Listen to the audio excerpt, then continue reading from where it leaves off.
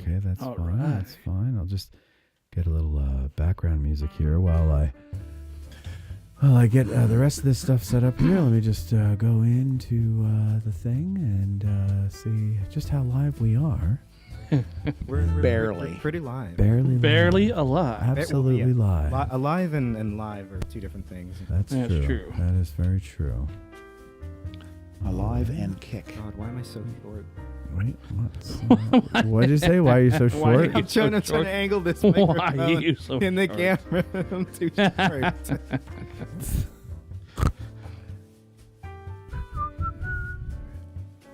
All right, we'll hit play there. And we will...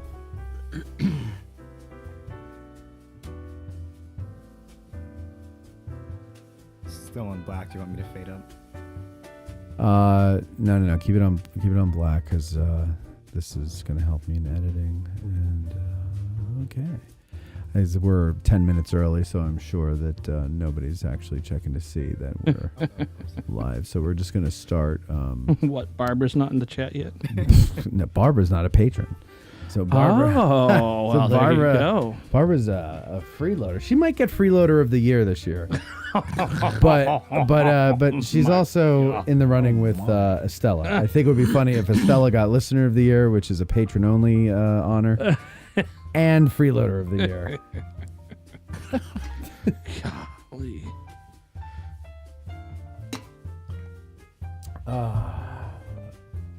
All right. Are you ready there, Mike? I'm ready. No, you're born ready. He's cramming. All right. Ready to- I know. It's not a test. Don't worry. Oh, no. We're gonna have fun I just with had it. to find out where it was. It's like, oh, here you go. Boom. Okay. Then let's rock on. Yes. Here we go, Tad. From the Gettysburg Museum of History Studios, you're listening to Addressing Gettysburg. Want me to? Oh, I meant to ask you how are your headphones? You might want to levels? turn that down a little bit. You just kill it. what, Matt? I can't hear you. I just blew you out there. What are You you, number did. 3 there? How's that? Is that better? Yeah, that's better. Okay, sorry. Hi, everybody. Welcome to this episode of Addressing Gettysburg's Ask a Gettysburg Guide. And today we are talking about the Battle of Brandy Station. We're not talking about anything to do with the Battle of Gettysburg, except for that this was kind of the kickoff to the campaign. And I'm very happy to have our two guests with us today. Of course, you know Tracy Baer from being a Gettysburg licensed battlefield guide. He's been on many shows before. And you know our other guest as just one of the members of the team that everybody knows and loves, the great Six Questions Lent. But he is also, along with Tracy and Chris Army and any other guides from here, Jason. Jason Heilman, that's right, are certified guides down at Brandy Station. And the company is called, I always forget the name, please tell me. Culpeper Battlefield Tours. Culpeper Battlefield Tours. And they are both here today to talk about the Battle of Brandy Station. Now, gentlemen, the Battle of Brandy Station is preceded by something that I find interesting. It is the second of two grand reviews of Stuart's third of three. The third. Wait. Okay, give me the first one. It was in late May. Okay, the late May one. Then June 5th. 5th. and then okay, so June I was 8th. okay. I forgot about the late May one. Yeah. And Lee couldn't make it to both of those. Is that right? Yeah. He was kind of busy. Yeah. Just a little bit. Had more important things to do. Yeah. So Stuart wants to have this grand review. He invites Lee. Lee can't make it, and but finally he can on this third one. Right? That's right. The schedule opened up. You What- could find yeah. it opening. Yeah, he's like, fine, Jeb. Fine, I'll come to this one. Why the grand review? What's so wonderful about that? Why does he want to do it? Why does he do it 3 times? Is it a different audience each time? What's the deal? I'm not as informed on the first one. The second one was really spectacular. You know, mock charges, artillery reviews and firing, and probably as important as anything to Jeb Stuart was bringing all the all the young ladies from Culpeper in to see the whole thing. Yes, And then okay. after this grand review, then it's all the parties, all the balls that would be invited to at in Culpeper itself. So this was a big display, It was. as much for Jeb as anything. Right. That's what it sounds And you like. talk and you read some of the accounts of the soldiers. They're like, really, Oh, really? They didn't want to Really? do it? Well, I can't say not all of them were as enthusiastic as some of them They were. didn't see the And point. appropriately, the troopers from Grumble Jones's brigade were Were grumbling, Grumbling about doing it. that. Of course yeah. they were. Of Yeah. course. That's what else would they do? And then which one was it? I think it was the third one where Hood's division kind of chided them a bit as they marched by until Lee appeared. Is that right? Well, Fitzlee invited John Bell Hood to bring a few friends to this grand review on June 8th. He brought his whole infantry division. Yeah. yeah. And Not quite what I meant there, John. And when questioned about it, it's like, yes, these are all my friends. So, yeah. But what's important about that is now the stage is set that Confederate infantry is nearby should they be needed. Right. Okay. Yeah. Okay. So they're not far away. Because, set up here, Lee is moving from south of the Rappahannock, moving west in the move to use the Blue Ridge Mountains to screen his movements. Okay. He's heading towards the Shenandoah Valley. the Blue Ridge Mountains Right. to screen his movements. So while A.P. Hill is doing a kabuki dance in front of John Sedgwick, You and your kabuki dance. Yeah. How did that happen? What did that look like again?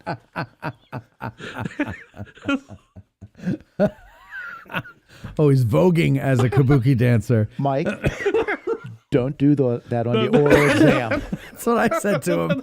I said we were doing a practice tour, and he did that over on what was it, Culp's Hill, I Yes, think, right? yeah. And I said, don't do that. Don't do that. On your oral. but Richard Ewell's corps and James Longstreet's corps are in the vicinity of Culpeper. Yeah, they're around Culpeper. So this is the kickoff to the invasion that would lead to the Battle of Gettysburg. And Stuart is guarding the right flank of the army. Is that correct?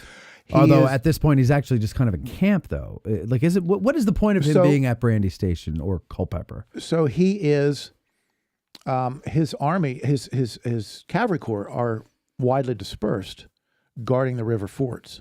Okay. So you're going to have two of his brigades, Tom Munford, who is filling in for Fitzlee, is guarding Stark's Ford on the Hazel River, north of Culpeper. Okay.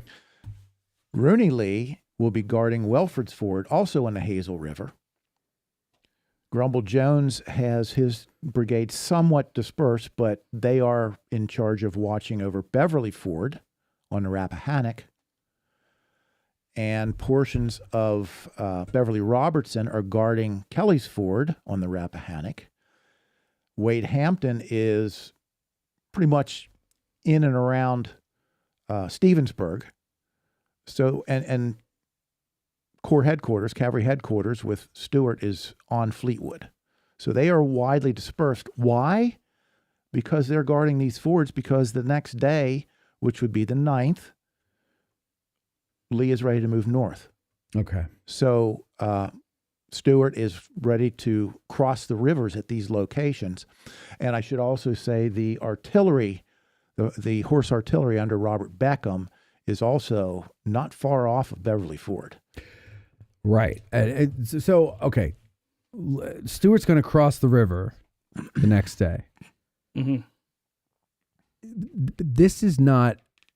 When does he get the order where it's okay for him to do his, ride around the Union? Oh, that's going to be later. That's So this isn't that. No, no, He's no. not on the river to No. go and do that now at this No, point. You're going to have 3 more battles before that. Yeah. You're going to have Yeah. Aldie, Middleburg, Middleburg. and Upperville The Yeah, other one. he's getting prepared to screen the movement of the army as it's moving north. as it's moving north. So he's getting on the other side of the river to keep the river in between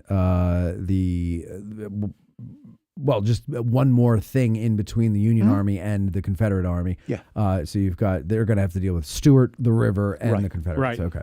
And I the do main think, body, I mean. Matt, I do think it's important to take a step back about those grand reviews, Mm-hmm.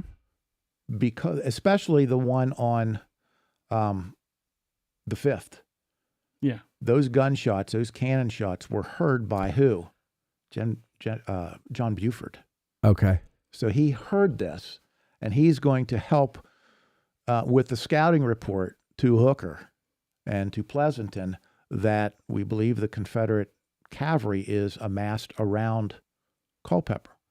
They don't know the infantry's also there. And speaking of Grumble Jones before, wasn't he kind of like grumbling about all that? Well, what Like, isn't he grumbling about? It's Grumble Jones. I know. But he's right here. he's pulled out of the Shenandoah Valley to reinforce Stuart there in that period of time, there in early June.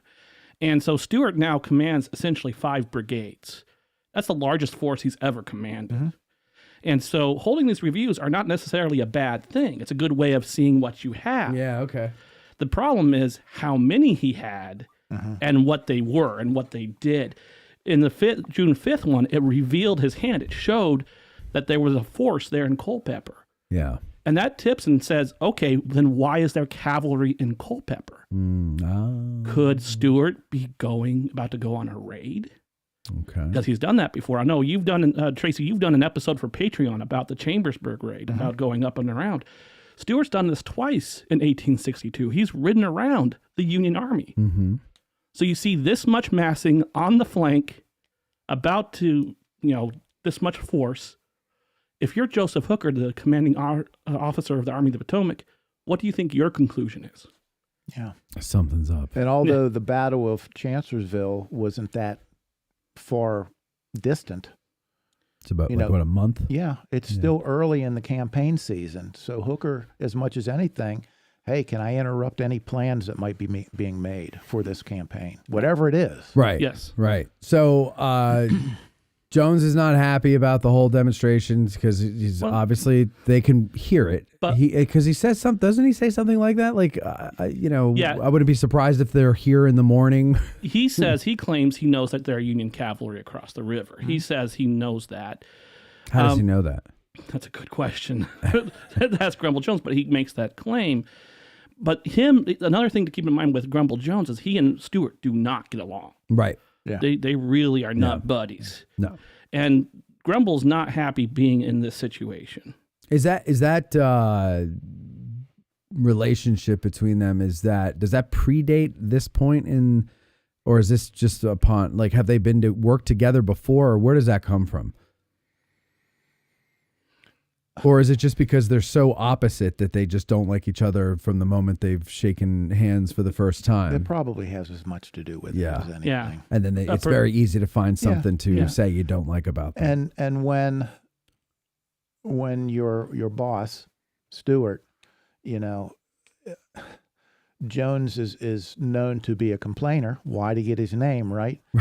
That's going to play into the whole relationship. Yeah. Mm-hmm. Yeah. So there's no. But Jones, I think, as much as or as well as any of the other brigade commanders, is going to do a fine showing at Brandy. Mm-hmm. Mm-hmm. Yeah. Oh yeah, for sure. All right, so let's talk about the forces that are going to be arrayed there first. We're talking about the Confederates, so go into that. You said he's got 5 brigades, most he's ever commanded. Mm-hmm. Who are those brigades?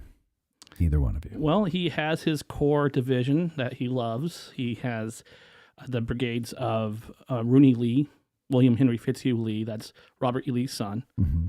Fitz Lee, which is, I think that was Jeb Stuart's old brigade, that at least part of it was. But Fitz is out with rheumatism, so Tom Munford. So now it's Tom Munford. Munford, yes, yeah. Okay. And his sons. I'm glad someone made that joke. Congratulations. Thank you. You beat me to it. Congratulations. Thank you. Thank you very much. Tad flips to himself looking bemused. Is Tad doing a dance over there? No. He was just like unamused, maybe is the word I was looking for. All right, anyway, go ahead. Wade Hampton is also his brigade there as well. Beverly Robertson, a brigade of 2 North Carolina regiments that D.H. Hill didn't fight for. He's like, yeah, you can have them. It's more to do with Beverly Robertson than anything else. And then William Grumble Jones and his Laurel Brigade. This used to be, the core of this used to be Turner Ashby's command in the Shenandoah Valley. So yeah, that was the force and the horse artillery. And the long arm. The horse artillery. Now commanded by Culpeper resident and native Robert Beckham, who took over after Pelham was killed. Mm-hmm. Oh yeah, okay. At Kelly's Ford. And all right, so that's the Confederate side. Mm-hmm. Now let's go over to the Union side. Okay. Who's on the Union side? I think we need to look at, along with this, what were the Union plans? Mm-hmm. Well, that was my next question. That's huge. So This go is ahead, big. start with that then, and then tell us who they are then. Okay, so Yeah. the Union orders are essentially to, from Hooker via Pleasanton to the 1st, 2nd, and 3rd Divisions of Union Cavalry, the 1st being commanded by John Buford, the 2nd and 3rd really under overall command Under under overall. overall command of David McMurtry Gregg. Uh-huh. Mm-hmm. They are ordered to cross the Rappahannock at 2 separate locations, really to do that to avoid gridlock at any single ford. Let's divide it up, and then we'll come in from 2 different directions and meet where?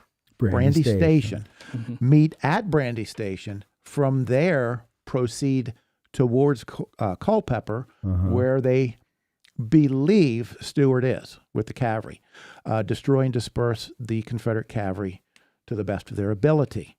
Okay? Uh-huh. So, as I many times will say, that's the plan, but what's the casualty? What's the first casualty of any battle?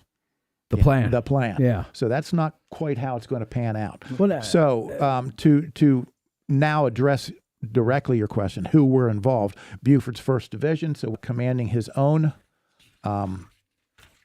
He's got the 3rd Division. He's got the 3rd Division. And then the 2nd Division is traveling with him under Alfred Duffier, and they will really be more or less stuck around Stevensburg and not really taking part in the main battle, so to speak. So Buford's coming over Beverly Ford. Yep. Gregg's coming over Kelly's Ford. And Duffier with the 2nd Division is supposed to swing out to Stevensburg to the west to cover the flank of the advance of the 3rd Division. That's Towards Brandy. towards the Brandy Station, heading north. So they could converge onto Brandy Station and then push on to Culpeper. That was the idea.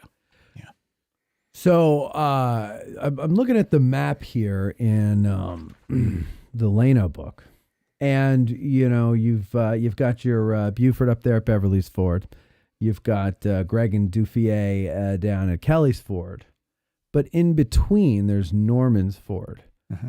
Is there a particular reason why they left that open, and instead of each division going over a different ford? Is there something wrong with it, or do they just want to get further on the flank of? Well, if you look at the map, the roads that lead from Kelly's Ford Yes. can lead you directly to Brandy Station, Yeah. essentially. They're more and to Stevensburg. And they're to more Stevensburg. direct. They're route. more direct route. No. So yeah, From Norman's Ford, it's a straight line. It's one road to Brandy. Mm. But I think I know why now. If I'm looking at it here, Buford comes in too close to Norman's Ford. Yeah. It's because Buford kind of comes, I guess that'd be west, and then immediately cuts southwest. And then Norman's Ford goes almost straight west. So that would have been a bottleneck there. So that makes sense. Yeah. And then you got the other two, Kelly's Ford. Once you cross it, you can go north. You can go northwest soon after that, and there's a whole network of roads that'll take you in northern directions. But another one will take you, which is the way Duffier went, towards Stevensburg. So you just have a wider. So that makes more sense. I answered my own question. So- You have a broader front that way. Yes, too. yes. But the important thing to note here about the orders that are given to the cavalry, to Pleasanton, is it's not to go find out what the enemy is doing. It's to go find Stewart and destroy him. Destroy his ass. Yes. That's the point. Yeah. And that is consistent with the way Hooker has been operating his cavalry since he's taken over command.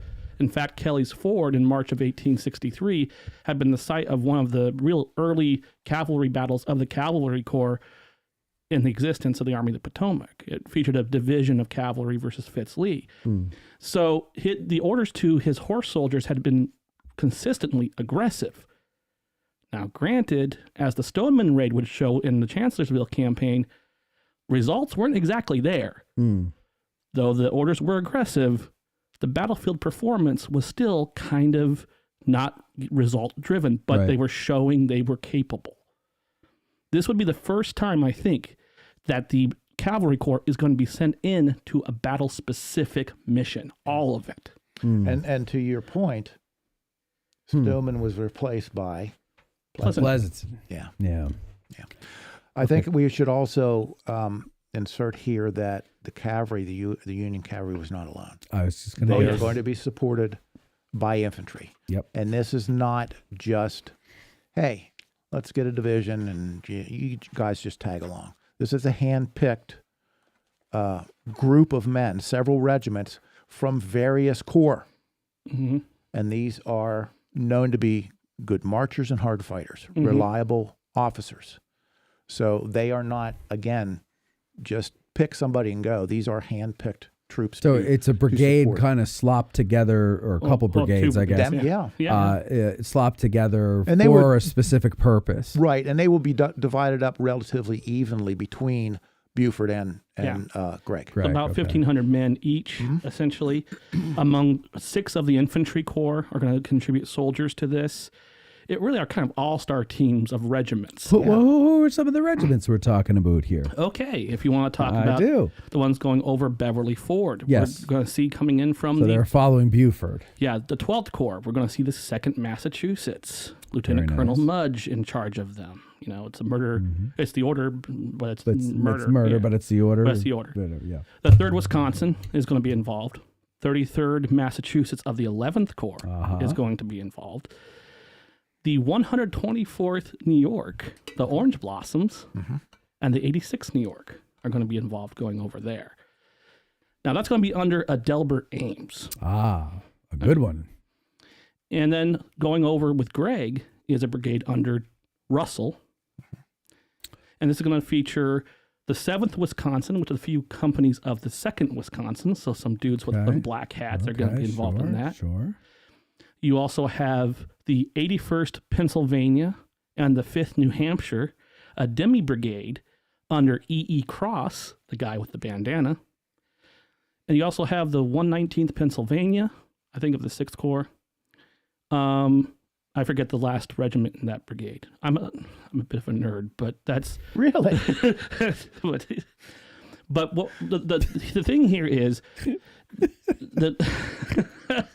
the order that was given to these corps commanders is that it is desired that the command sent from your corps Yeah. should be one well disciplined and drilled, capable of marching rapidly and of endurance, that the officers should be noted for energy and efficiency. And of course, 2 ambulances properly supplied to accompany them. So they're expecting these guys to be involved. They're not there just to be fancy with their hats. They're there to get involved in this. And now, you know, what they're supposed to do is to protect, among things, to secure the fords. But they're also there to kind of add their firepower to this whole operation.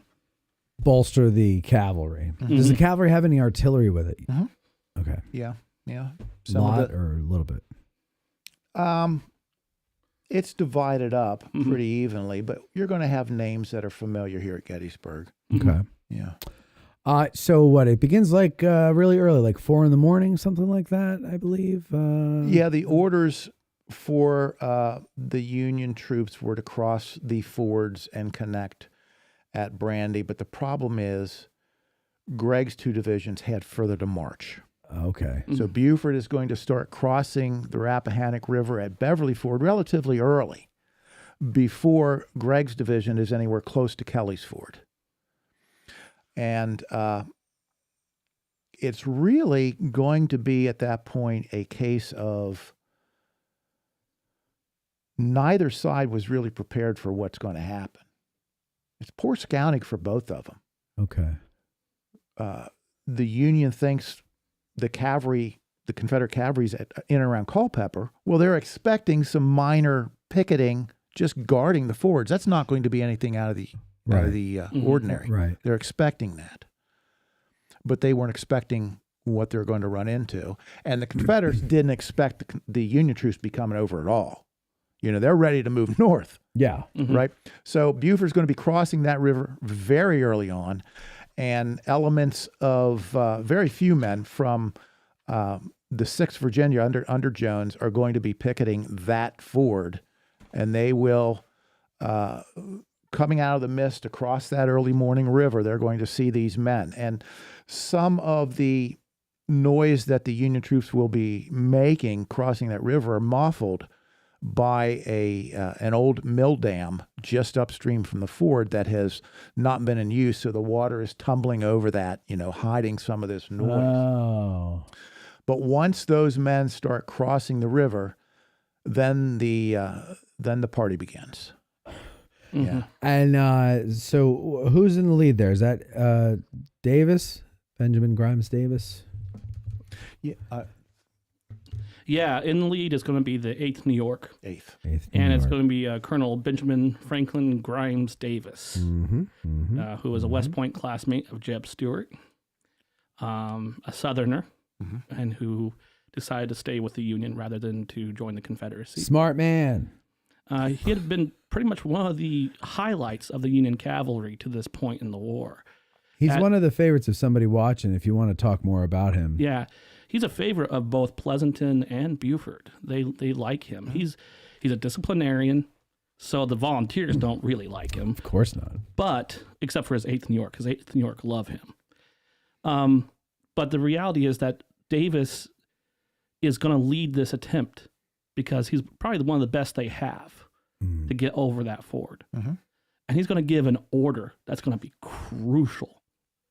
Was it advance as foragers? Advance as foragers. Once they realize there's a little bit of opposition there, now they need to hustle across that river. That's going to slow them down. Get across there, advance as foragers. So they're now going to split up a little bit, and they're going to be able to oppose whatever's in front of them. So what does that mean? Is to advance as foragers, like just scattered out? It's kind of like to put it crudely, and probably I'll get hashed over for this, but Probably. it's kind of not a great comparison, but kind of the equivalent of mounted skirmish formation. Okay. It's not, you're not bunched together. You're spreading out so that you can advance forward. Discover. So you're not bottlenecking at the ford. You can spread out, move forward so that more soldiers can come across. All right. So it's kind of like using Vietnam tactics. Like you're not all clumped together. Not necessarily. Not the line formation that we're used to seeing. Yeah. Right. Okay. I've never heard that before, but I also don't know all the orders, so that would make sense. But Grimes is a big deal. I mean, as I said, he was one of these guys who you really see could be that promoted up in this new cavalry corps, can really highlight his abilities. But then very early on in the advance, as the 6th Virginia attacks and counterattacks, because what were we talking about? The horse artillery is in that, Stuart's horse artillery is in that area. Yeah. But they're not too far, unharnessed but- and they're ready to move across the river, but I think a quote from somebody, it may have been Hart himself, but somebody from his battery is going to say, I think we're the line. How do you say it? The line is a little too close, or Yeah, it's something to that we're effect. roosting a little too close to the lion's Yeah, den. Exactly. We're roosting a little okay. too close to the lion's what- den. yeah. Yeah, so the artillery park is what, by St. James Church, right? It's not even No, not there. even It's there. closer Oh, to it the is. ford. The Cunningham Circle and up further up there. Yes. Yeah, it's only a mile off the ford. Okay. So yes. So you're talking, what is that? That's where the artillery park is. Okay. So those 40 guys of the 6th Virginia who are picketing the ford are making as much noise as they possibly can because they need reinforcements, and they need reinforcements now. And there are brothers belonging to the 6th Virginia, Bob and Fleet James. And they are going to be some of the first men who are there encountering the Union troops coming across the river. And they will be firing the revolvers possibly at the Union troops, but as much as anything, shooting up in the air just to get everybody else's attention. Yeah. This is an alarm. This is an alert for the rest of the 6th. And so when that's done, these artillerists are now having to scramble. It's a scramble drill for the ages. They're having to get their horses who have been out grazing. They have to get their pieces limbered up, their artillery pieces, and they have to get out of there as quickly as they possibly can. Meanwhile, the rest of the 6th Virginia rushes to the scene with men in various states of undress and some riding bareback. They realize the danger here. They realize the threat to the horse artillery, and they're moving quickly. So Beckham at that point withdraws them too near the St. James Church line. Oh, okay. That's my... Leaving 1 6-pound howitzer, leaving that in the Beverly Ford Road to contest the advance of the Union troops. Okay.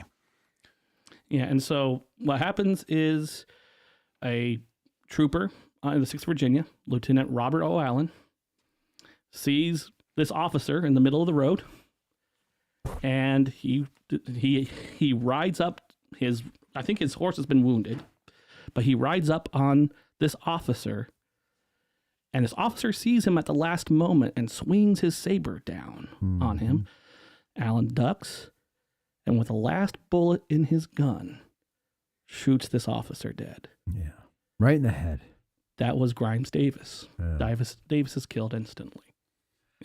And does that kind of make the 8th New York and everybody else in the brigade pissed off, and then they fight like the Dickens? Well, or it's going to mean a vacuum in leadership, Uh-oh. right? Okay. And now it's going to take the wind out of the sails a little bit. Uh-oh. Everybody realizes there's a little bit more force here, a little bit stubborn opposition than we were expecting, but they are now going to try to continue to advance. But the problem is that 6-pound howitzer is now placed in the center of Beverly Ford Road, going to be firing canister right down the road. Okay? Buford is not yet across the river. Buford is, again, he's expecting some type of minor opposition. There's going to be skirmishers there. There's going to be pickets. But now Buford hears what? He hears Fire. that cannon. Oh, okay. And he's saying, wait a minute. Yes. Wait a minute. That's not just pickets. No. Yeah. What's going on? So now things are really going to start heating up. Right. Okay. So there, when the Union comes across Beverly Ford in the morning, they're not attacking. They're advancing cautiously, expecting to find something, but they know that they're. But it grows. But Yeah. it right. But right. they're looking to drive the pickets back. Yeah. That's not unusual. No. Just a normal standard operating procedure. But it's getting hit by the 6th Virginia as they were that causes them, and in the death of Davis, that causes at least the 8th New York to kind of reel a little bit. Yeah. To kind of not shatter, but they're going to, if you believe the Confederates, they chased them to the river. But that's if you believe the Confederates. They were only 5 feet from the river anyway. But the thing that the 8th New York had going for them is that they had another regiment coming up behind it that was pretty good. The 8th Illinois. That's right. I was going to say that. And so what happened was, it's just, you're seeing a lot of these units starting to come across the river. It's going to delay their advance a little bit, but it's not going to stop them. This could have been disastrous. A vacuum of in leadership in command, a sudden counterattack. These troopers could easily have gone to pieces, but they didn't. And I think that's a lot of the story of the Battle of Brandy Station on the Union side is actions taken by captains and majors to stabilize their commands and to continue fighting. It's a huge deal. Yeah. Yeah. Huh. So they keep fighting. Buford hears the cannon being fired, and he, rushes the rest of his troops over? He's going to now make a concerted effort to get more men, including himself, across the river to see what's going on and to try to, deal with this unsuspected threat. Now, how far away is Greg at this point? Greg is still approaching Kelly's Ford while this is all going on. Greg, and this is 4:35 o'clock in the morning. Right. Greg will finally be arriving at the river. I don't think he's going to get his command over the river till 8 o'clock. No, not really. Really? Yeah. And part of the reason for that is the 2nd Division actually gets lost a little bit. Duffier gets lost. Guide takes him down a wrong road or something, and it delays a little bit. But they have further to go to get to their fort. Yeah, they do. Than Buford does. But they start at the same time. But they start at the same time, yeah. And so the delay doesn't help for sure. And trust me, I can sympathize with Duffier. First time I went down to Brandy Station to study to become a guide down there, I got lost on the back roads. And I ended up at Eli's Ford and Chancellorsville. And I'm like, I went too far east on this one. That did not go up. Yeah, no, but, it's confusing there. It's a little confusing, but they have further to go. There are some delays that are involved. And so it will take until about 8 o'clock in the morning before they're able to begin crossing the river. Mm-hmm. All right, continue. All right. So anyway, so basically the Union cavalry gets more of their forces over Beverly Ford. Buford's bringing more of his men over, and they're continuing to steadily go down the Beverly Ford road. The 6th Virginia is putting up a resistance, but they know they can't put up a big one against this much force. 7th Virginia is there as well. But by this point, Beckham has been able to assemble his artillery line back near St. James Church. And as far as an impromptu artillery line is concerned, that's not a bad location. It's a raised plateau with the G House on one end and the St. James Church on the other. And the roads naturally funnel right to that position. Yeah. We were out there. You guys did a tour for us. Was it June? Yeah, it was June. And to stand there and hear the story and look out at that field and try to imagine that, we were on the artillery line, but looking out and imagining all these horses and everything, these guys coming and just firing into them is just crazy. Yeah. And we have to remind ourselves that this fight was not expected at this place. So, and at 4:30 in the morning it starts, but you're talking about it's dark at 4:30 in the morning. It's going to be pretty dark for the next hour, maybe hour and a half. Yeah. So anything that happens is going to be, you're going by the field and you got smoke that's now inundating the area.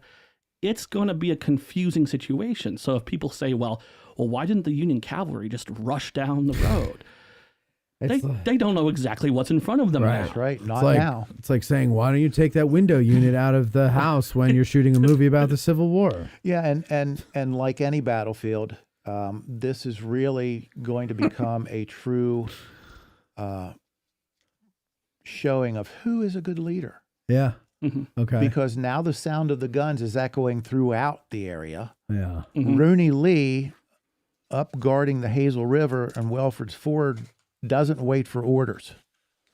He pulls his men off of that ford and begins moving towards the sound of the guns. So he's like slightly northwest, kind of west of this action. Right. Right. And he will eventually make an effort to connect with the left of Jones.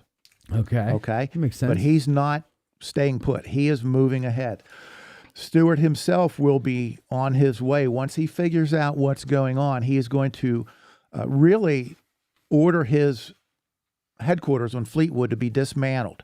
What else is there besides his headquarters? The supply wagons for the horse artillery, for the cavalry, all the supply wagons. Stuart orders them towards Culpeper for their own safety, for protection. He knows that's behind the lines, but he also knows Longstreet and Ewell are over there. For the sake of people who don't have a map in front of them, how far away is Culpeper from Brandy? Yeah. Is it 6-8 miles? It's got about 6 to 8 miles, 10 from Beverly Ford for sure. Right. Yeah. Okay. Yeah. All right. So a safe enough distance. Yeah. Yeah. Yeah. And I've got here an account from Heros von Borka, who is a Prussian aide to Stuart, and he writes about this because that cannon that Buford hears and the fighting that goes on, they also hear it back at Fleetwood. They hear all this activity going on. Our headquarters, as yet resting in quiet, peaceful slumber, was now astir with colorful, vigorous activity, wild though brief confusion. A few minutes later, Stuart's couriers raced off to wake the troops bivouacked in a wide half circle around Fleetwood in order to get them quickly mounted and inform their officers that already large masses of enemy troops had come across the Rappahannock. So Stuart is going to act quickly and decisively. Yeah. there's not going to be a hesitation. He's going to send. He's going to first try to figure out what's going on initially, but when he has a good idea, he's going to send troops and send messages to Wade Hampton, who's nearby. Get your forces into that area as quickly as you possibly can. So doesn't Grumble Jones kind of?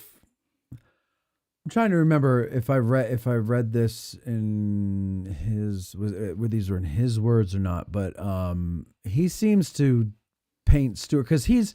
I guess this is a little earlier than where we're talking now, but he's sending word back to Stuart, hey, something's going on. That'll be a little later. Oh, that's later. That'll be a Okay, little I'm later. sorry, I'm jumping the gun. So- Okay, later. But we should probably get back to St. James Church. let's get because back. This is, Yeah. this We is all need to important. go back to church. Right. Yeah. Yeah. So Beckham is going to organize a gun line, probably around 16 pieces, and it's not all he has. He has that one still withdrawing up the road. He has one piece that's going to be sent down to protect the Stevensburg approaches. And there are at least 4 pieces north of the Hazel, 2 of which will come back to support Rooney Lee. But there are going to be somewhere close to 16 pieces in this gun line. And these are, if you're familiar, Matt, you've been there, so you know it's not a wide spread out line. No. No. You know how, according to Army regulations, what the spacing of artillery is supposed to be. They're not going to be able to maintain that. Is it 14 feet or 17 feet? Between the pieces? Between the pieces. No, it's I think, well, yeah, it's closer to 18, 19, Something. Yeah. by yards. Over or something. 15, let's say. Yeah. Get a horse But they comfortably are in. going to be packed in there with probably 1 or 2 guns beyond the church and 1 or 2 guns in front of Hampton beyond the G house. Hampton is brought up to bolster the right side of the gun line. Jones will be on the left side around the church, trying to reach up the road to connect with Rooney. Mm-hmm. So it is, Stewart, it gets criticized for being surprised not just once but twice this day. But in my opinion, Stewart is managing things pretty darn well. So once he knows what is going on, he's able to make quick decisions rather decisively. Yeah, I think so. Okay. Yeah, I think so. That's one thing about Stewart on the battlefield or in a situation. He could size something up pretty fast and make a call. Yeah. And usually the call was correct. Okay. Usually. Okay. Usually. Yeah. And I think, we talked about his headquarters being collapsed and then sent away, all the supplies being sent away. What he does do, and this is going to be a very important thing, is he keeps his adjutant there, Major Henry Brainerd McClellan, cousin of the general. George. Okay? Yeah. So McClellan will be on Fleetwood because that's the last known location of cavalry headquarters. Yeah, it makes sense. So when people funnel information, they're going to be looking for Stewart there. McClellan will be there to cipher through this information and forward to Stewart as necessary. So he is going to be really, for a while, the only person, along with probably some of his staff, on Fleetwood, while Stewart then moves over to St. James Church to really take command of that line. Okay. What time of day? Like, where are we now in the morning? Because you described a lot that's happening, but Yep. probably didn't take. Well, by Hours this to do all time, this. Greg's across the river. Yeah. So we're about like So it's 8 o'clock-ish. It's after. it's after, It's 8 after o'clock. 8 It's o'clock. 9 or Yeah, 10, okay. somewhere in that Yeah, neighborhood. yeah. Okay. Yeah, it's been a slow and cautious and opposed advance by the Union. Yeah. So Greg, now he comes in, he's across. Mhm. And now is Buford still pushing, or does Buford get stopped at some point and then like Greg takes over? How does this all No, work? not yet. No. Buford will still be pushing. Yeah. it'll Okay, be still pushing. pushing. And while we're on Greg, he is now crossed the river, and what he will run into are 2, or I'm not sure if it's just 2, but it's some of Beverly Robertson's cavalry, who, for all intents and purposes, are not very motivated, ambitious at this point. Okay, they are really not going to be involved at all. But what they do is end up blocking the road towards Brandy, which forces Greg to seek a different route. Yeah. So what then Greg does is he takes his infantry brigade that is along with him, that all-star team, and he moves them up that road to keep an eye on Beverly Robertson and also to secure the ford, Kelly's Ford. So that's the last time we'll hear from that infantry brigade. Russell, you're talking about. Russell's brigade, that's it for them. They're not going to be involved. They're going to be there waving at Beverly Robertson and his men and going, hey, how's it going? Okay. Yeah. So he does that while Greg kind of goes down to a road that, for all intents and purposes, it doesn't literally parallel it, but it will be available to go to Brandy. Right, it goes straight into Brandy. Duffier and the 2nd Division proceed to Stevensburg. Okay, right. So okay, got it. I'm with you. Continue. Okay, so Buford, while that's happening, while Greg is doing that, Buford is continuing to push, and here he now brings in. It's not only his volunteer brigades, but now he's got the reserve brigade with him. This is his regulars. That's yes. But the regulars have one volunteer regiment in their brigade, the 6th Pennsylvania Volunteer Cavalry, also known as Rush's Lancers. Ah, yes. And so Rush's Lancers are going to now be called upon to attack the St. James Church position. Now, the 6th U.S. Cavalry will be in support of this attack, and it's a big dramatic moment. These Union troopers come out of the woods and they advance towards this gun line. Yeah, that goes about as well as you can think it's going to go, going in the face of 16 artillery pieces. Okay, but it's Rush's Lancers. This is a very well established volunteer command. You're talking about connections to the American Revolution. Rush, who raised it, was the grandson of Benjamin Rush. Robert Morris, the major who's in command of them that day, was the grandson or great-grandson of the financier of the American Revolution. We're coming up on the 250th, so I got to put that plug in. Mm-hmm. And so these men, some of their basis was the Philadelphia kind of light troop. And so these guys are just a well-established group.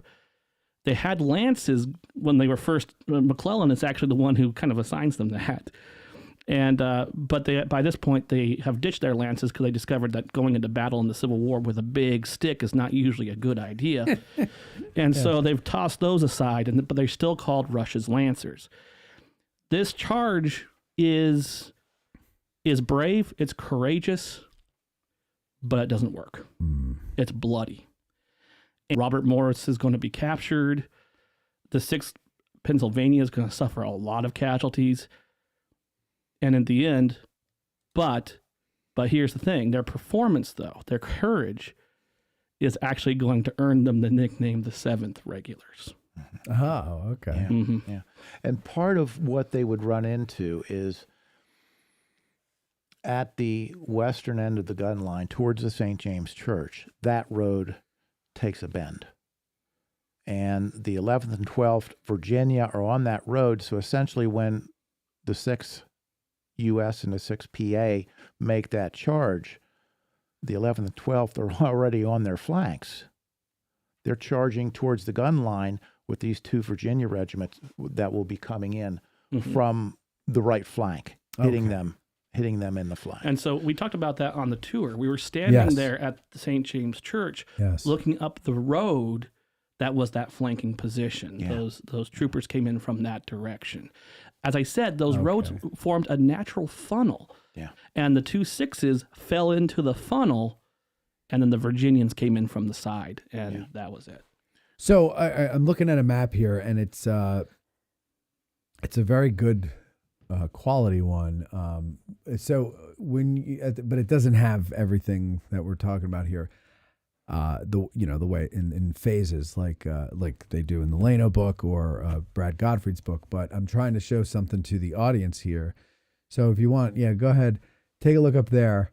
So with the area that you're talking about where the 2 6s are, they're what, up this way here or more down here closer to what road are they coming in on? Beverly Ford, or are they coming in up this way? They're coming in Beverly Ford Road. Beverly Ford Road. Okay. Down that way.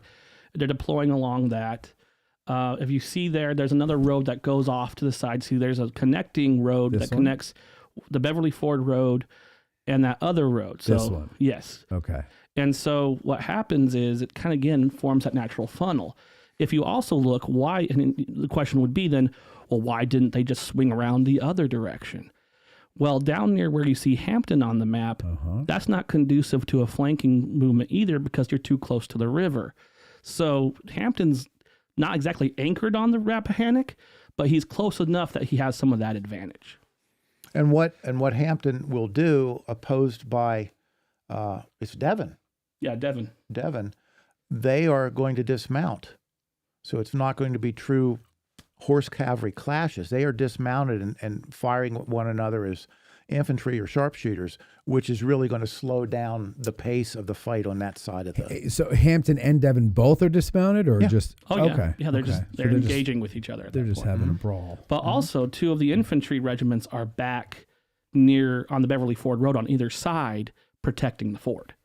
So that allows Devon to move forward and engage with Hampton. That allows for the reserve brigade to move forward and engage the St. James Church position. Yeah. Because you have the 86th New York and the 124th New York hanging back, making sure the ford is protected. Right. Okay.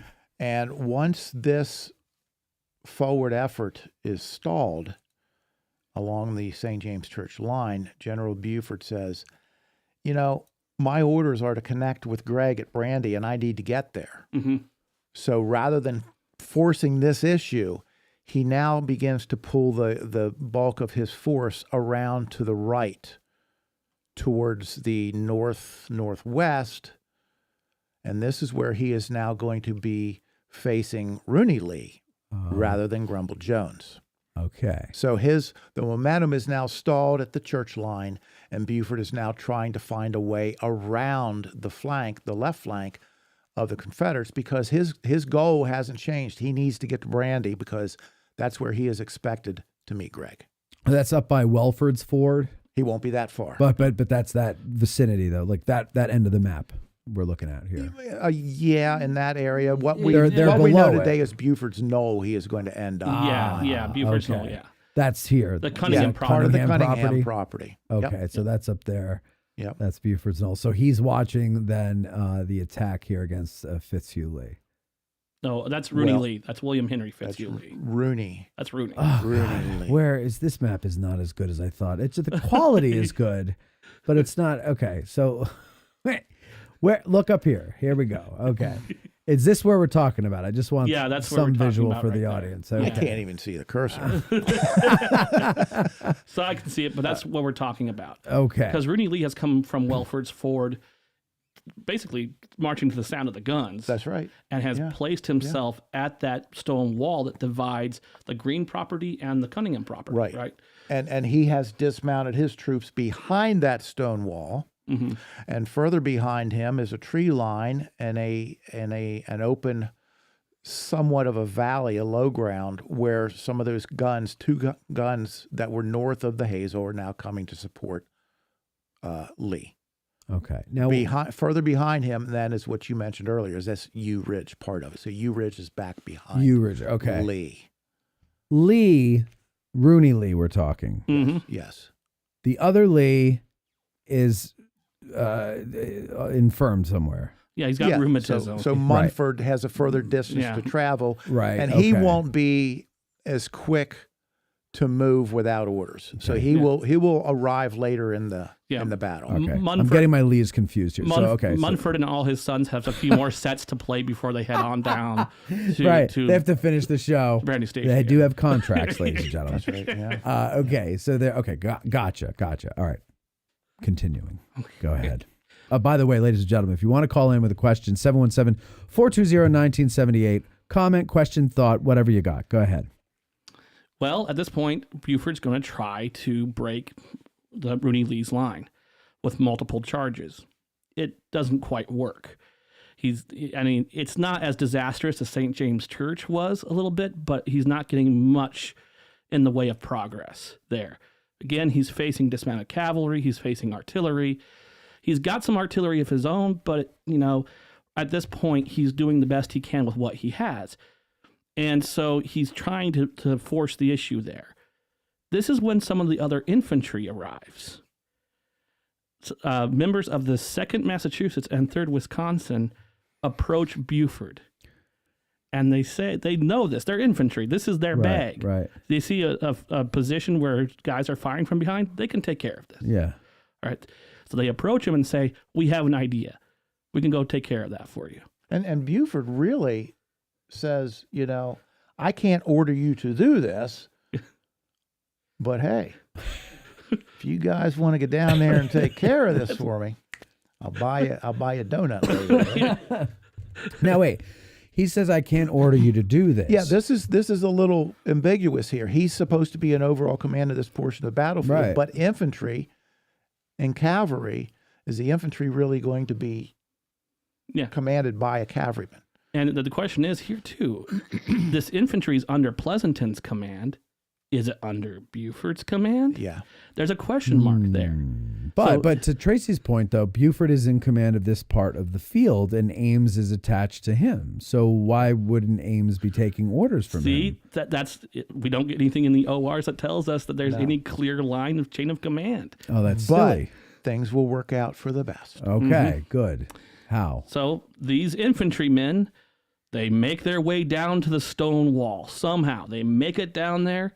They pop up on the flank of Rooney Lee's men, and Rooney Lee's men are getting out of there. Essentially, the infantry low crawl down there, and they are able to provide enfilade fire right down the stone wall with rifles. Exactly. Not carbines, rifles. And if you're wondering where George Armstrong Custer is at this time, I was going to there's ask. actually a story that's involved there. Well, some of the Wisconsin soldiers are going to comment about it before they go on this little mission of theirs. A young lieutenant approaches them with curly hair and asks if he can go along. So I don't know if he does, but he asked. Well, he So can't get his horse. Because he's a staff officer at this point, right? Yeah, he's a staff officer for Pleasanton at this point. So let me pause here for a second, because you mentioned, first as you're telling this whole story, I'm thinking of what, you know me with my sounds, right? I like the sounds of things.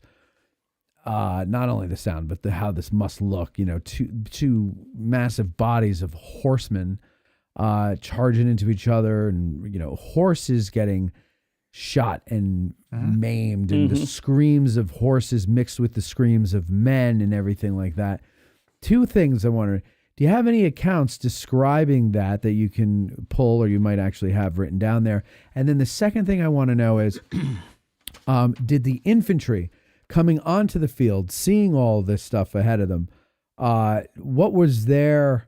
Because this is, this is kind of unusual, especially for Union infantry, to be seeing cavalry so engaged at this point in the war. Is this not? But I don't think they are far enough forward to get a good view of this until they start taking part in this stone wall. Exactly. Okay. They are going to be called forward for that. Well, okay, then. So when they get involved and they're able to take in the scene, or is there anything about, do they have any comments on what it looks like to see a cavalry battle? Not that I know. Not that I know of right now. I could go research that and find out if there's more. I haven't encountered anything right now. Not saying there isn't anything out there. Right. I just don't know. Okay. I'll just be Trace, have honest you? with you. I'm not off the top of my head. Okay. All right. Well, what do you got in your hands there, Mikey? Well, I have a quote from Private William H. Ware of the 3rd Virginia Cavalry, and this is concerning a cavalry charge, not necessarily the one here at Brandy Station. He said, "A cavalry charge is a terrible thing. Almost before you think, the shock of horse against horse, the clash of steel against steel, crack of pistols, yells of some poor lost one as he lost his seat and down under the iron-shod hooves that knew no mercy. Oh, God. Or the shriek of some horse overturned and cut to pieces by his own kind. It is hell while it lasts." It has to be hell. Yeah, have you ever heard? You work around horses. Have you ever heard one that's scared or hurt? Oh yeah, right. Oh, it's yeah. a terrible Sure. sound. Yeah, it's like a demonic sound almost, right? Like it sounds like it's coming straight out of hell.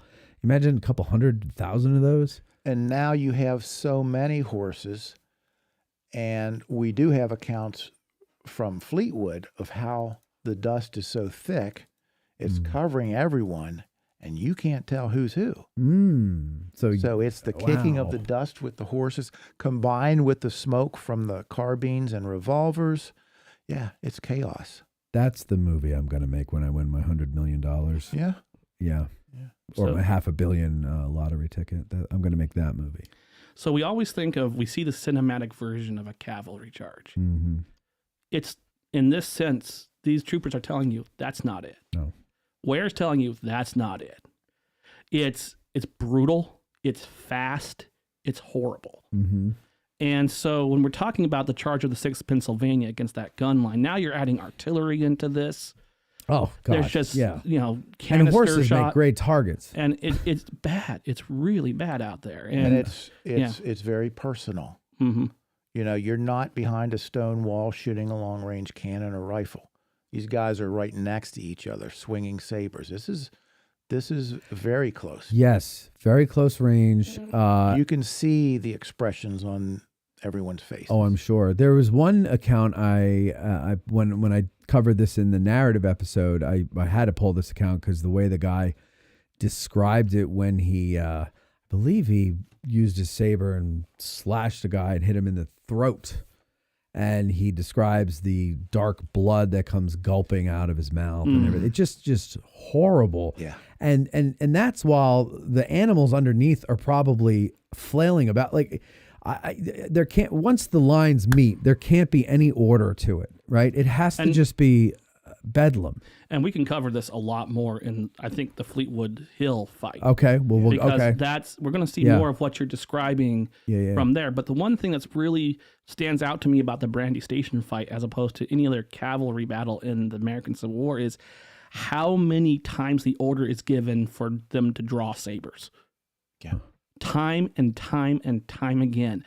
Despite what these guys will tell you about how glorious and beautiful it is to draw your saber, these guys typically don't like to fight with their saber. Yeah, I wouldn't either. And so it's too close. It's too personal. It's too unknown. Yeah. And so, but why they're drawing their sabers is things are happening so fast. They're reacting to what's going on at the moment. It's kind of the equivalent of the infantry fixing bayonets. So what happens is you're trying to adjust to the moment. You don't have time to go at range with pistols or carbines. Draw your sabers. And I love a quote that one of our colleagues, William Truding, mentioned, that once you fire 6 shots, that's it. All you have is an expensive hammer. Yeah. Yes. All right? Yeah, Yes. but it's a good hammer. But that's where the saber is a little bit longer. Yeah. Yeah. Right? It's going to reach out a little bit further than that hammer swinging that. Right. Right. Mm-hmm.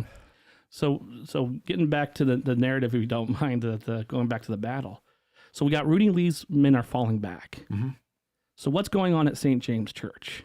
So St. James Church, by this point, remember where we left Henry McClellan at Fleetwood. Fleetwood, okay. Now he is going to be seeing something that is not going to be very pleasing. He's going to see the approach towards Brandy Station of Gregg's division. This is the 3rd Division. Down here. 2 brigades, one under Sir Percy Wyndham and one under Kilpatrick. That's right. Along with a 6-gun battery of Martin's battery of 3-inch ordnance rifles. Mm-hmm. Right? So they are going to be approaching, and now this is the second surprise for Jeb. First surprise was all these men coming across the fords, specifically Beverly. Now the Yankees are coming in from another direction. So he's received no reports of this from Robertson or... Robertson has sent some scouts out to Henry McClellan to inform him that they've seen a large force of cavalry coming in from Kelly's Ford. Grumble Jones has also received some information from Beverly Robertson, and he tells Stewart, and Stewart kind of snaps back at him. Kind of not. Do you want to tell that story or No, go ahead. Okay. So what happens is, Grumble Jones gets this report, sends that report to Stewart. Stewart responds to him saying, "Worry about the fight in your front, I'll worry about the flanks." Yes. And Grumble Jones, to the effect, says, "Well, he'll be worried soon enough." Yeah. He doesn't believe they're coming, does he? Yeah. He'll soon find out. Yeah. But also, Hampton has sent a small force to Stevensburg, who will Yes. be slowing down and for all intents and purposes, stopping Duthier from really converging on Brandy and entering this fight. He's going to delay him there. But now Gregg is in Brandy. McClellan is going to send a message to Stuart over somewhere along the St. James line saying, hey, there's Yankees in Brandy. Okay, so now Stuart is like, oh, okay, what now? What now? By this point, Buford's already been moving around to his own right, to the left of the Confederate line, which is relieving some of the pressure on the St. James Church line. Okay. So now Jones, who is again rising to this occasion, is going to send a couple of regiments, the 35th Virginia Battalion, White's Comanches, and the 11th and 12th Virginia. They're going to be able to strip them off of the St. James line and head them across the fields a mile away to help McClellan. But before they get there, McClellan's on his own. Okay, Stuart's essentially going to say, Major, you're going to have to deal with this for the time being. You were stuck dealing. So McClellan doesn't have any kind of force at all. I thought he has one howitzer. Well, they will be arriving. Oh, okay. Okay, he doesn't have any real defensive force on that hill. Okay, now here comes this lone howitzer back. It's that gun that was used to delay Buford up Beverly Ford Road. Okay. They're now running low on ammunition. They have 2-3 rounds left. Okay, so they arrive at Fleetwood. Why? Because that's the last known position of the ammunition. They go back there to refill their limbers. Okay, only they're not there anymore. They've been sent to Culpeper, right? Right. So this gun arrives. Major McClellan sees this and says, work with what you got, right? Sets them up on the brow of Fleetwood when he sees Percy Wyndham coming from Brandy, maybe half, 3/4 of a mile away, emerging from that tree line, and orders this battery from Hart's battery, Hearts. I think. It's from Hearts. To fire a few rounds. Well, that's all they have. Right. But that's what it took to slow down Wyndham. Wyndham's brigade consists of 3 regiments, the 1st New Jersey, the 1st Pennsylvania, 1st Maryland. But before Wyndham can send them against Fleetwood, he needs to discern what in the world is up there now. Right. We weren't expecting this fire. Right. Now we're receiving some artillery fire. Okay? So he is going to call up that 3-gun battery from Martin, place them in the field in front of his men to try to develop the situation on Fleetwood. And there's now going to be counter battery fire, which doesn't last too long because the Confederates only have 2 or 3 rounds. Right. All right. Right? So by the time the Confederates are finished with that, Wyndham is now launching this attack. Okay? But that is those Confederate shots are going to buy enough time for Grumble Jones' men to begin to arrive. And Wyndham's unaware of them because they're coming, from the other side of the hill? direction. Yeah. But this is key also, being on the ground. And actually, I encourage people to come out and take tours at Brandy Station. Absolutely. And in Culpeper. But Fleetwood Hill itself as a position is imposing. Yeah. It is a raised piece of ground. It's a big ridge, essentially, that runs north to south. And it's about 2 miles long. 2 miles long. Yeah. And so what happens is if you're approaching it from the west, you can't see anything to the east. If you're coming in from the east, you can't see anything on the west. And if you're standing on top, like Henry McClellan was, he would have been looking out onto down there at Brandy Station, which is not too far away, and see those 3 cavalry regiments deploying. And that must have been oh man, this is not going to go well moment because that's a lot of force. He could have seen them coming from a long way away. Sure. And so, yeah. I mean, is he aware that Jones's men are coming? Well, he's Not initially. Not I mean, initially. they will be there soon enough, and he will probably, Now, wait, you say McClellan's up there alone. It's not just him. He's there with some staff officers, right? He's got some staff, Right. yeah. And the wagons have all been gone. They're long gone by this point. So what you have, Henry McClellan sees them, and he rushes down and says, basically, you've got to get up there. Right. Hurry Go your ass. now, hurry, now. And an officer in the 12th Virginia will say, as they crest the rise of Fleetwood Hill, the valley below them was black with Yankees. And then they run into each other. Yeah. Slam. And With the this sound is of that. really a location, to go back to what we were talking about with the horses smashing into one another. This is really for the rest of the battle where that's going to occur. It's just one mass of humanity and horse flesh up there swinging and shooting at each other. It will have some temporary breaks in, but this is going to be, a dust cloud and smoke cloud of men just self-preservation. And as each new regiment gets fed into the fight, it's going to seesaw back and forth in what one combatant called a promiscuous fight. Promiscuous. And it's chaos. It's chaos incarnate. Yeah. There's nothing up there that resembles order.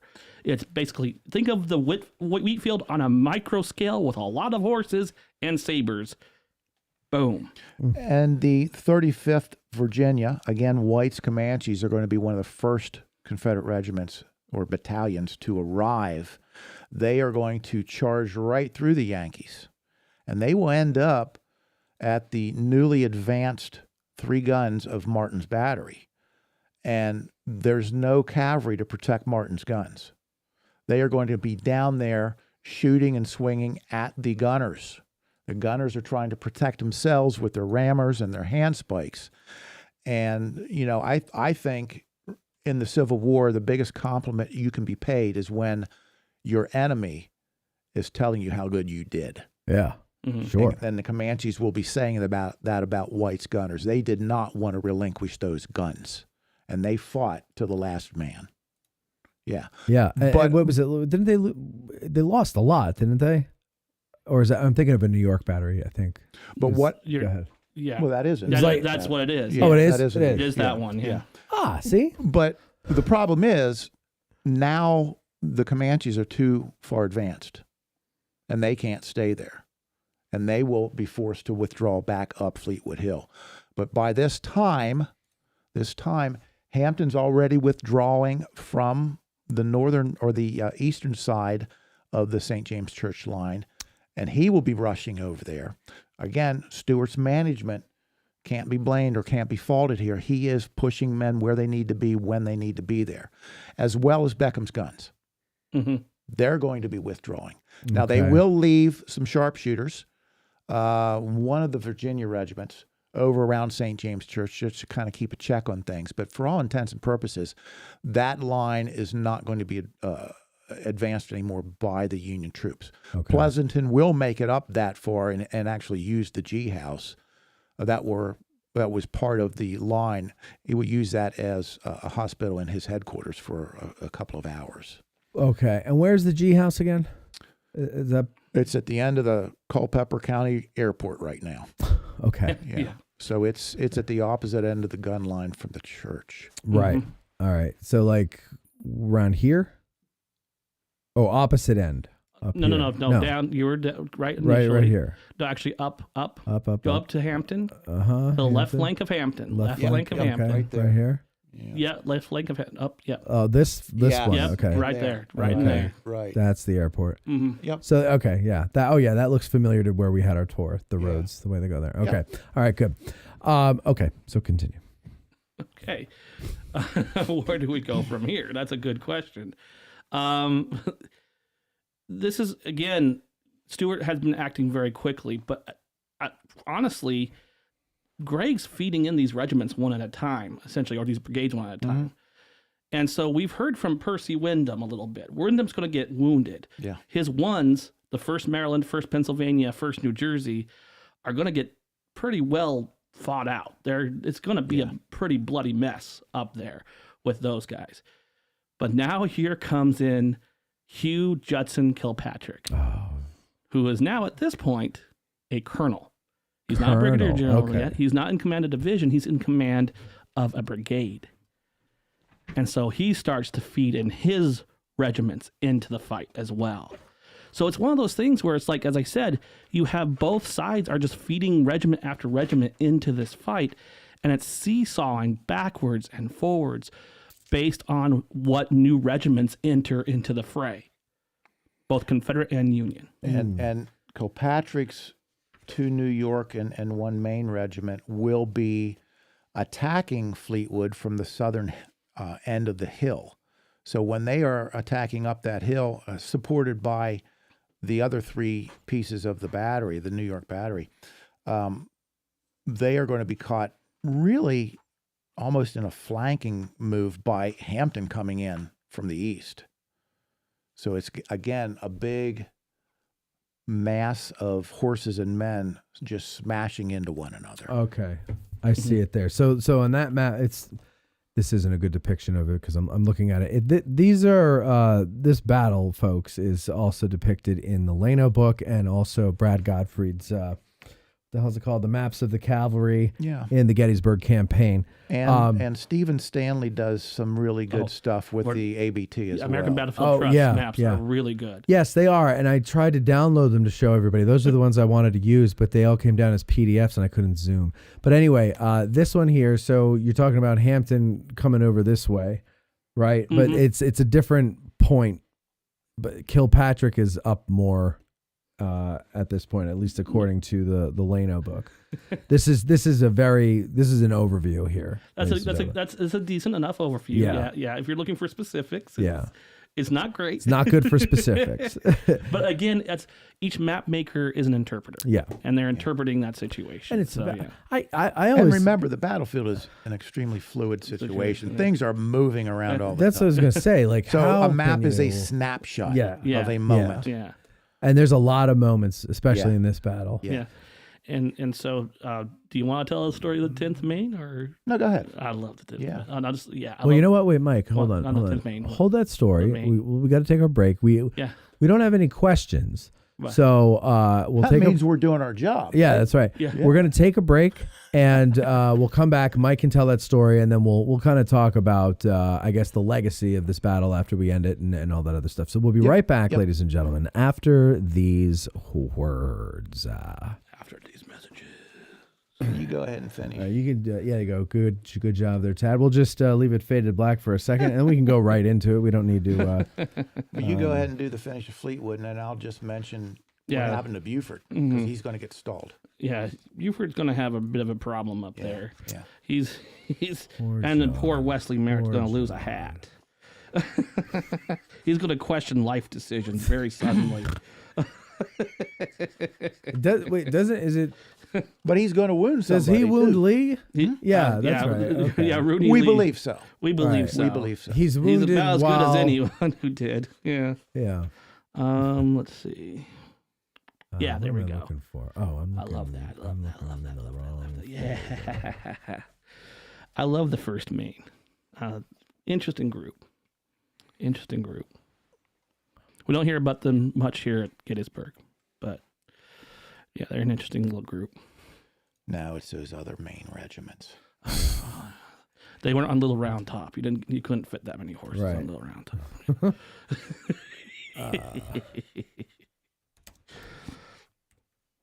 I got a little spider crawling down on it. Oh, you can keep it black there, Tad, because I'm going to. I'll never find it if you do that.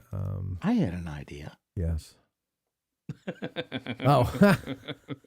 You had it. That's why it's out. It's out. Right. No, that's not the one I want.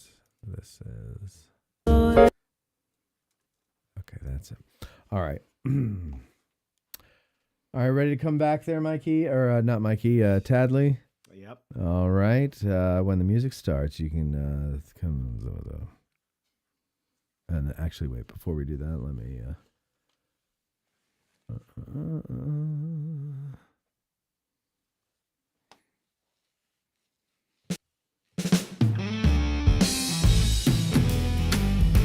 No, not that music. Sorry. Hold on. Just stay there. Okay. just trying to find the right thing because I'm so disorganized. I got things all over the place here. You know what? I can add it in post. This actually isn't live. Here. Okay. All right, Court. Not Court. Tab. You're telling me Jesus. every I single know. name except All mine. right, Grandma. Yeah. All right. All right. So Just be when lucky you hear have the a music job, start, homeless boy. when the music starts, that's when you'll go. Okay. Okay. All right. When you're dragging ass out of bed, the hair's mussed up on your head. You picture the 20th May, and you're happy once again. Fight the battle against being slow with Little Brown Top Road. Oh, man, you shake it up and it smells absolutely delicious, ladies and gentlemen. Of course, I'm talking about Little Ground Top. Tracy, you a coffee drinker? Nope. Great. This is going to be a great commercial. So for coffee drinkers, though, Little Ground Top is known as one of the greatest coffees ever since that guy whose name escapes me right now crawled off a mountain in Colombia. What the hell was Juan his name? Valdez. Juan Valdez. Valdez. Thank you. I wanted to say Don Bulow, and I knew that wasn't a real person. I was like, Don Bulow.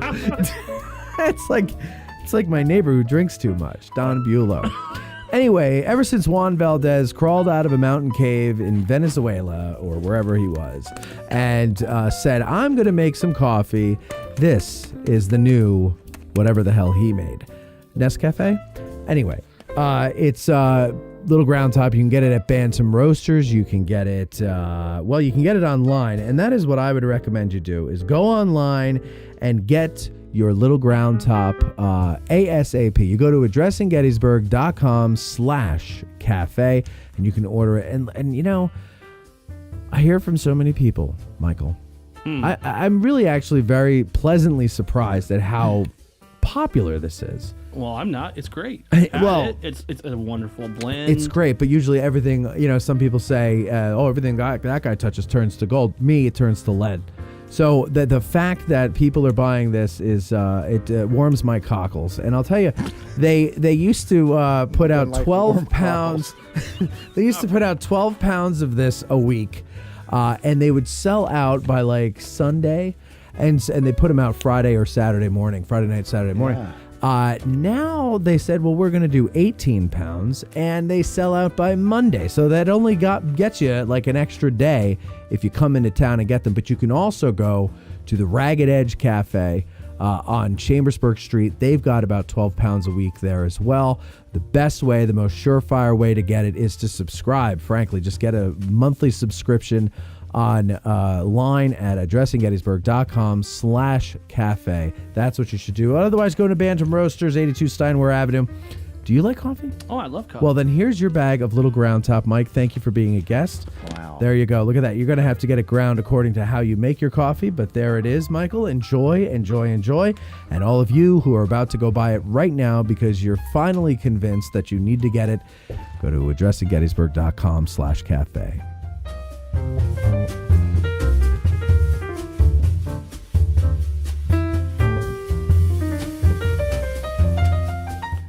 All right, and then I'll just add music in later.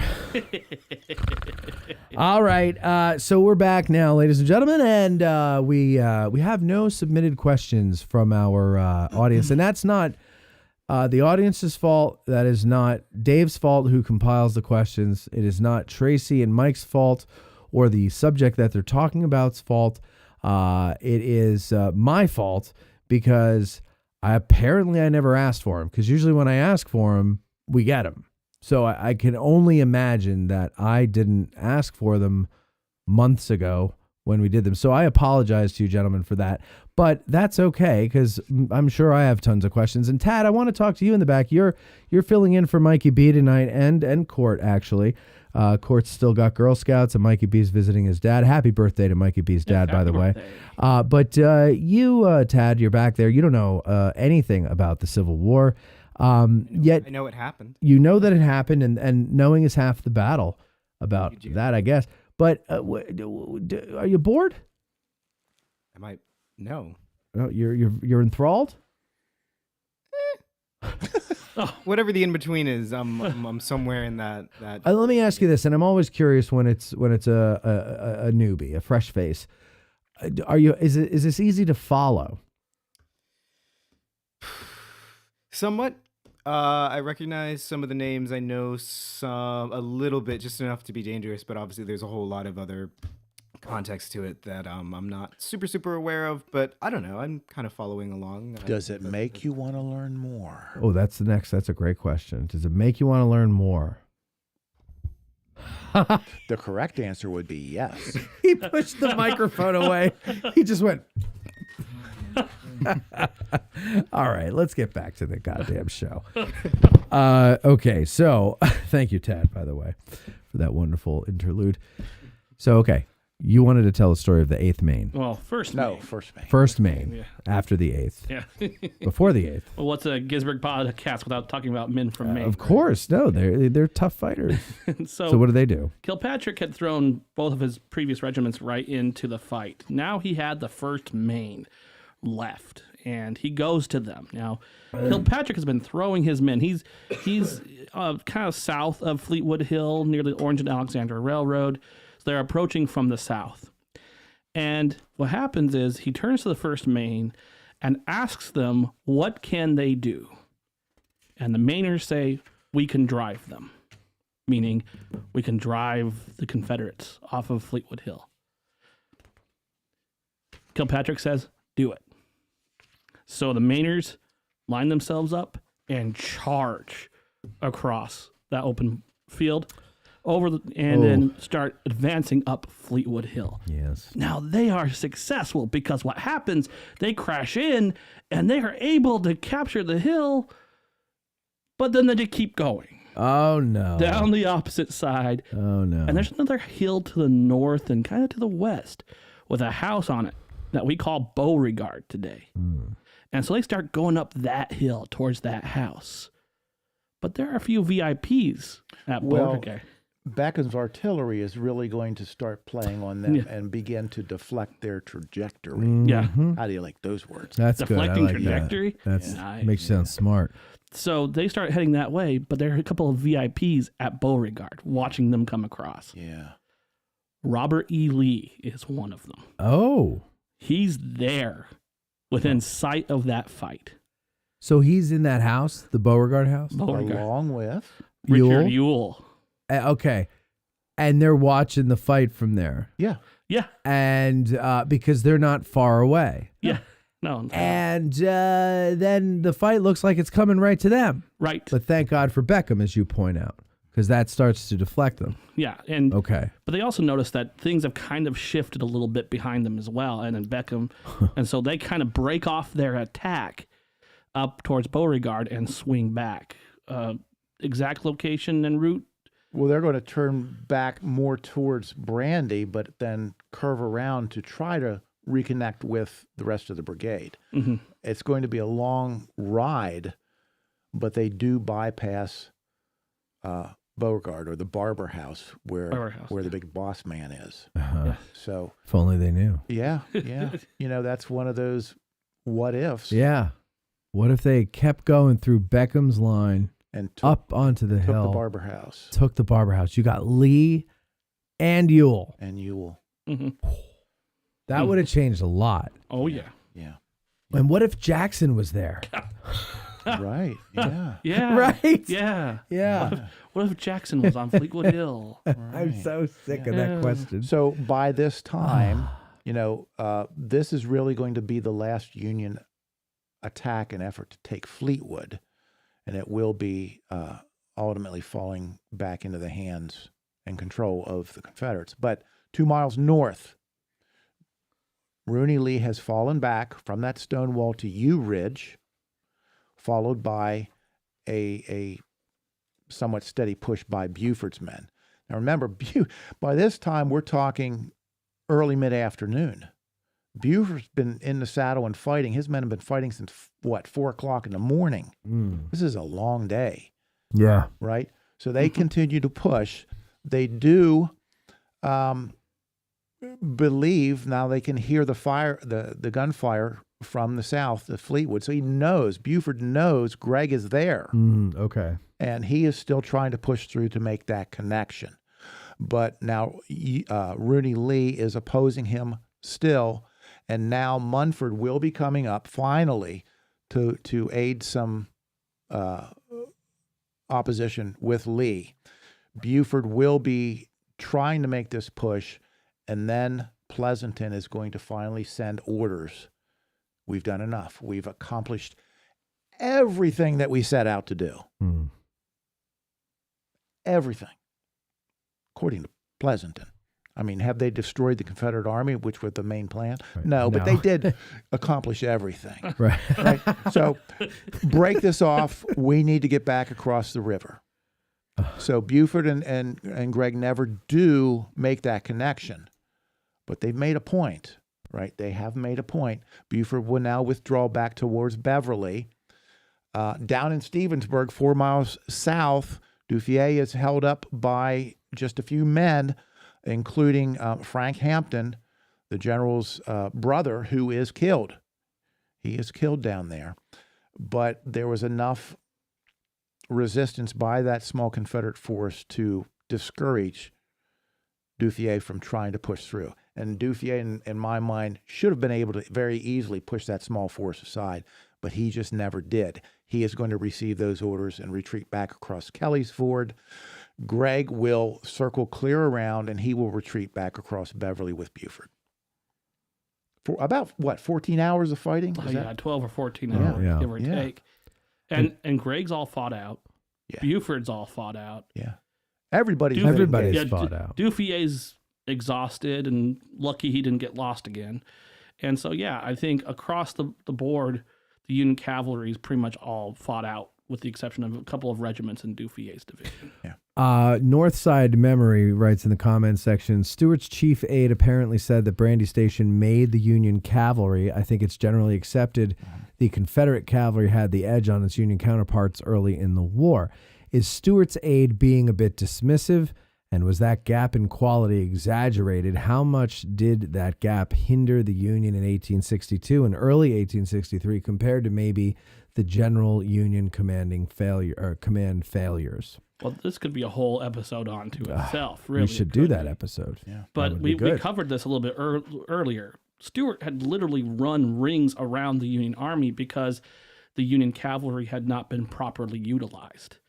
And so by the time we get to 63 with Hooker and his reforms of putting cavalry under cavalry officers, novel concept, it really starts to flip in a big way. Now, Henry McClellan is the aide he's talking about. Yeah. Henry McClellan might have a little bit of a self-interest here because this is probably his best day on the battlefield in the war, is at Brandy Station. But still, it's that, why does this matter? Why does this battle matter?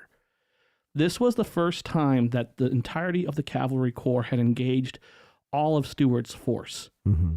And they had given Stuart all he could handle for 12 to 14 hours. Mm-hmm. That had never really happened before. Right.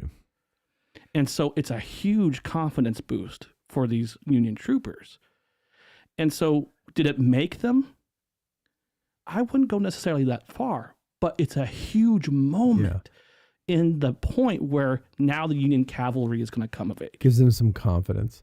Mm-hmm. On the other hand, though, Stuart, isn't he embarrassed by this? Don't the Southern papers kind of excoriate him? I think it's going to play on Stuart, maybe his ego as much as anything. But sure.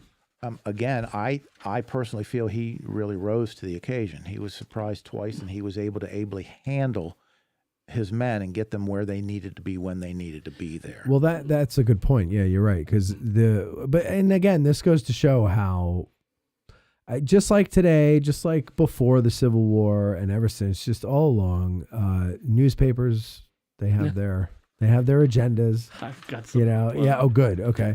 And people who aren't there always have an opinion. I mean, we were just joking about it during dinner with the movie, Bo Brinkman's movie that was just filming here this weekend, and people looking at pictures taken on somebody's cell phone of the whole set, and they're like, well, there's an air conditioner in that window, or this, that, or the other thing. And it's like, but you don't understand. Like, you're looking at a wide angle from somebody's cell phone. They're not using wide angles in the movie.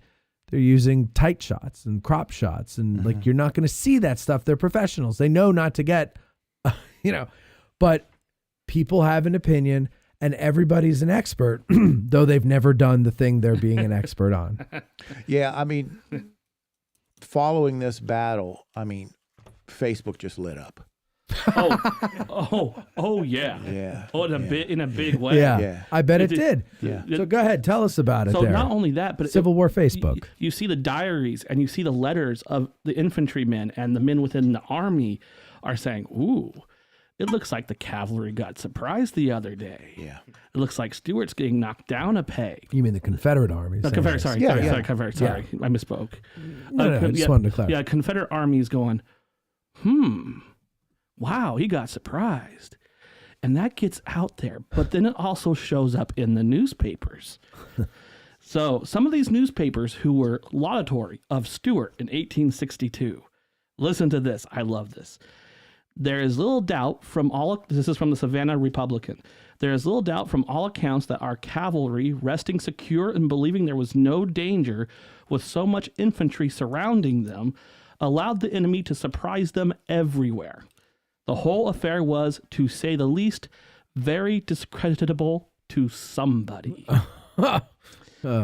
Richmond Enquirer said, if General Stuart is to be the eyes and ears of the army, we advise him to see more and be seen less. The Richmond Examiner will ascribe the blame for the surprise to negligence and bad management by vain and weak-headed officers who treated the conflict like a tournament. Oh, Jesus. And the Richmond Dispatch described the surprise as being the result of Stuart and his staff rollicking, frolicking, and running after girls. Now that's a reference to the Grand Review. Exactly. Right. But remember now, this is very outside looking in and very one-sided. Sure. Yes. The Union was just as surprised, Mm-hmm. and the correspondents here are writing to sell papers, and they're writing to maybe push some buttons, okay? Mm-hmm. They weren't there. They're seeing the air conditioner in the window. They're not seeing up close how Stuart handled things. But luckily, people who did wrote it down, and we can get a clearer picture and a fairer assessment of Stuart. And I really don't think McClellan was alone in believing that the Union cavalry handled themselves very well. Oh, very much so. Yeah. Oh, I'm sure Stuart probably believed that. I mean, He may not want to admit it, but I think, he felt that, yeah. And That may have been the third surprise of Stuart, has how well the Union cavalry handled them. How about Lee? Did Lee, since he was watching it, how long was he watching for? I don't know. I don't know how that long. for sure. I'm not aware of the time frame there, but he was there. Yeah. So what was his take on the whole thing? Well, it didn't deter him from the next day. That's the movement north was delayed by one day, 24 hours. Yeah, that's the direct impact of this, is that the move north was delayed by one day. Yeah. And so Stuart, who's now in charge of the field, so if you want to talk about 19th century warfare rules, technically he might have won this battle, but he had a mission. He had an object to go and do. He had something else he needed to do. So he buried the dead where they lay. Friend and foe side by side. Exactly. And so it's one of those things that when we see land eaten up by development at Brandy Station or close by, those, like the Culpeper Airport, who knows how many graves are in that general vicinity? Yeah. Did they? So, do we know that there are some still there? Did they not reinter them at any point, or families recover them? I think the point is that this battlefield and this land was this close to being lost forever by development. By an airport, by a Formula One racetrack, by developments, you name it. Bud Hall talked to us before our tour in June, and he talked about that and the history of preserving it. What is it, like 2,000 acres, something like that? That they have? I don't think it's quite that much. It's approaching. Approaching? Okay. And that's what has been definitely preserved. There is a lot of acreage that's under easement that can't be developed. Yeah, and that was a big victory for them, right? That they were able to get that. So ABT, Bud worked very early on to really fight the development. He drove a couple of California developers into bankrupt. Not him alone, but his attorneys and the team would drive them into bankruptcy. And as Bud says, they would run back to California with their tails between their legs. And this was a big victory for preserving history and preserving this battlefield, because it's not Brandy Station alone. This is the encampment of the Union Army during the 1863-1864 winter. Yes. Right. Right? So it's all the same field. And this is the most marched over and fought over land in America. I mean, this land, the history and the combat dates back to the American Revolution. Yeah. So this is very important to preserve this land. And the ABT was able to really step in and do that as they grew. And now, as of last year, portions of this preserved land are being turned over to the Commonwealth of Virginia as the 43rd State Park. Great. Yeah, and that will be done incrementally over the years, continuing to turn that over. That's fantastic. It's I remember as a kid, we were visiting relatives and we went there for the afternoon. And there wasn't really a there to go to. No. There were wide open fields, farms, and things like that. My only memory of the Brandy Station battlefield was a marker in my memory, it's an embankment, somebody's front yard. There was a house, there was a marker there.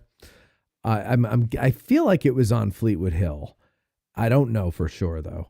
And that was it. Like there was no shoulder to even pull over, but there was nobody on the road because it's in the middle of nowhere basically. So we just stopped and looked at it and everything. And that was all. But that's my only memory of it there. And then when we went back, was it 2-3 years ago now? We did that anniversary show up on Fleetwood Hill with Bud.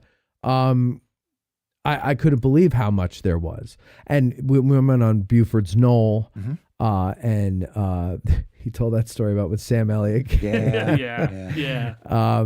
But, I believe there were like lunettes up there, if I'm not mistaken. That was from 1862. That's from 62. the Washington Artillery. Okay. So it was New Confederate. Orleans, Yep, it was. That is just the Civil War alone, very historic land there. And I'm so happy. I hate seeing, look at all the fighting with developers around Manassas. I remember the first thing that was like so outrageous was Disney wanted to put in an American history park. That's right. Right by Manassas. It's like, and then people were like, we have that. It's called Manassas. It's called Bull Run. Like, what do you mean an American history park? And like, no, but it'll be Mickey. We're going to have rides. Yeah, we're going to have rides, and Mickey will be Stonewall Jackson and his steroid-induced horse. Oh, no. Goofy will be the steroided horse. Yeah. And so, Northern Virginia especially is definitely up by Manassas. I hope it's a long time before it really gets out to Culpeper, but unfortunately it seems like it's encroaching. I mean, there are data centers very much being built right now in the shadow of Hansborough Ridge. Yep. Really? Yep. Yeah. Well. I mean, what's in Montana? Can't you just put all the data centers in Montana and Wyoming? There's nobody there. North Dakota. Yeah. Jeez. And you telling me you don't get sun out there? Yeah. Like we are, like our sun is so great here. So with regards, oh no, I'm thinking of solar panels. With regards to the Brandy Station battlefield, if the listeners have not been there, it is nothing like Gettysburg. No. There are no monuments. There are waysides put up by the ABT. There are no park roads. You have access by some graveled roads, things like that.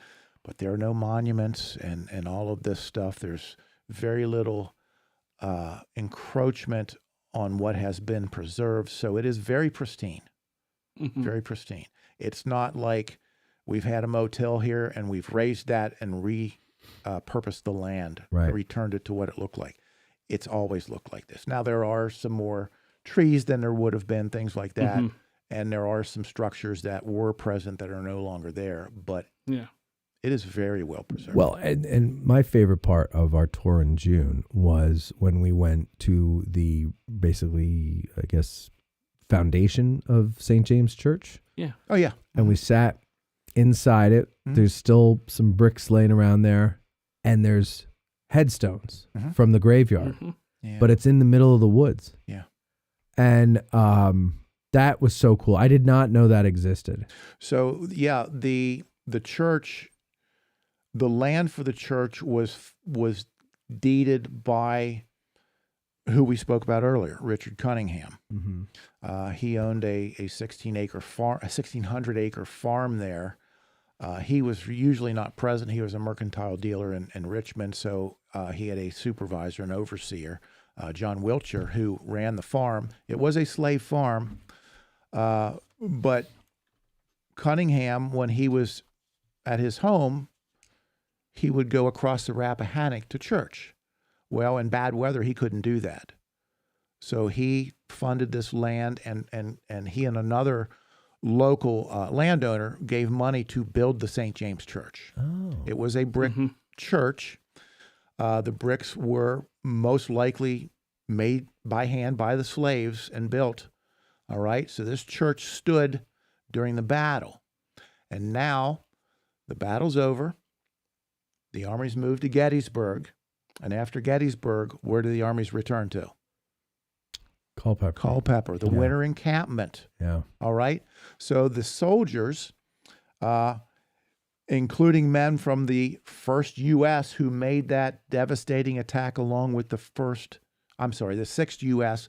along with the 6th Pennsylvania, they were some of the men primarily involved with deconstructing that church because they're using the bricks to build the fireplaces in their winter encampment huts. Oh. Yes.